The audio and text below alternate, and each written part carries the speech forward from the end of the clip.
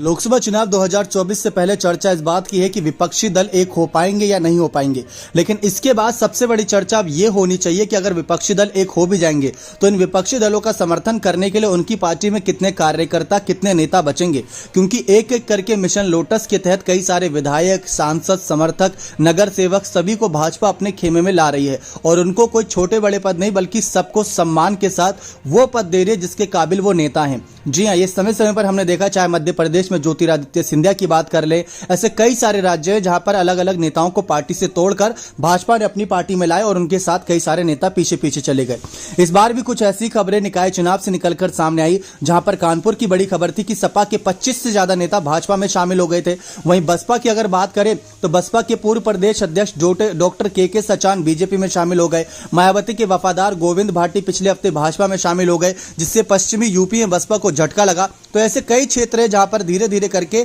यहां पर कहीं ना कहीं बीजेपी का हाथ थाम रहे हैं सपा, बसपा और कांग्रेस के नेता। आप सभी को बता दें कि भाजपा के नेतृत्व वाली सरकार की जन कल्याणकारी नीतियों से प्रभावित होकर बड़ी संख्या से दूसरे दलों के नेता भाजपा की सदस्यता ग्रहण कर रहे हैं। प्रधानमंत्री नरेंद्र मोदी और मुख्यमंत्री योगी आदित्यनाथ की नीतियों की जीत है। वे कहते हैं कि विपक्ष कहां है, वे केवल भाजपा के खिलाफ अफवाह फैला रहे हैं, जबकि हम जनता के कल्याण के लिए काम कर रहे हैं, जमीनी स्तर पर काम कर रहे हैं। तो इस तरीके से कहीं ना कहीं बसपा, सपा, कांग्रेस सभी को धीरे धीरे खोखला कर रही है बीजेपी, क्योंकि यहां पर खबरें इस तरीके से थी कि पिछले 15 दिनों में कानपुर बुंदेलखंड क्षेत्र के विपक्षी दलों के लगभग 30 नेताओं के पार्टी में शामिल होने के साथ ही 50 से अधिक नेताओं को सफलतापूर्वक भाजपा में लाया गया, जिसकी खबर यहां पर ज्यादा चर्चाओं में नहीं रही, लेकिन आने वाले वक्त में इसका असर पड़ेगा, क्योंकि अगर एक भी नेता जाता है तो उसके साथ हजारों कार्यकर्ता, हजारों समर्थक जाते हैं जो आपको जमीनी स्तर पर मजबूती देते हैं। ठीक वैसा ही हाल महाराष्ट्र में उद्धव ठाकरे के साथ हुआ, उनके साथ कितने सारे समर्थक आज भाजपा का समर्थन कर रहे हैं। ठीक वैसा ही हाल मध्य प्रदेश में सिंधिया के साथ हुआ,